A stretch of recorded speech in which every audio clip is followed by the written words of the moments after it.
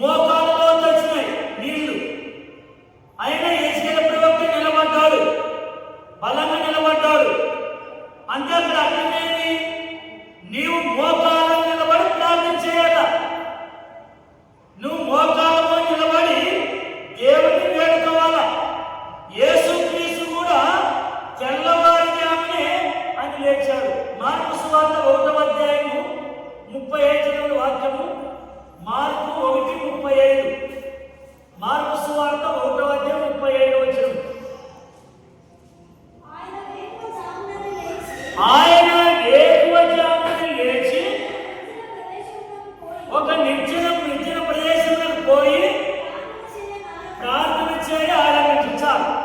గమనించండి, యేసుక్రీస్తు తెల్లవారుజామున లేచి ఆయన ఒక ప్రాంతానికి వెళ్ళి ప్రార్థన చేశాడు.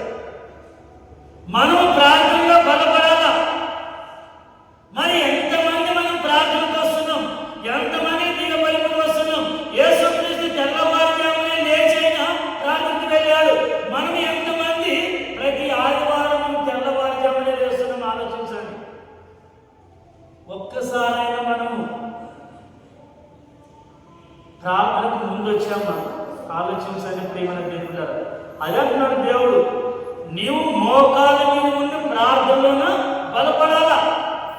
యేసుకేల ప్రవక్త ఆ మోకాళ్ళ వరకు నీళ్ళు వచ్చాయి, అయినా నిలబడ్డాడు. శక్తి ఉంది కాబట్టి ఆ మోకాళ్ళ మీద వచ్చేంత వరకు ఆయన బలంగా నిలబడ్డాడు. మనం కూడా మోకాళ్ళని ప్రార్థన చేయాల. కొంతమంది మంచం మీదే ప్రార్థన చేస్తారు, దిగరు.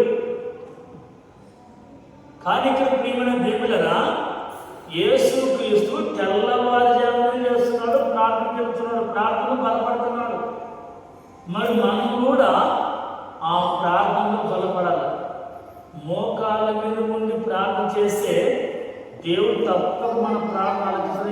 ఎంతోమంది, అనేక మంది గంటల తరబడి మందసం దగ్గర కూర్చొని మోక మీద ప్రార్థన చేస్తున్నారు. అనేక మంది ఫలితాలు అనుభవించారు. కాబట్టి మనం కూడా ప్రతి ఆదివారము తెల్లవారుజామున లేచి దేవుని సన్నిధికి రావడానికి మనం ప్రయత్నించాలి. అది రెండవది.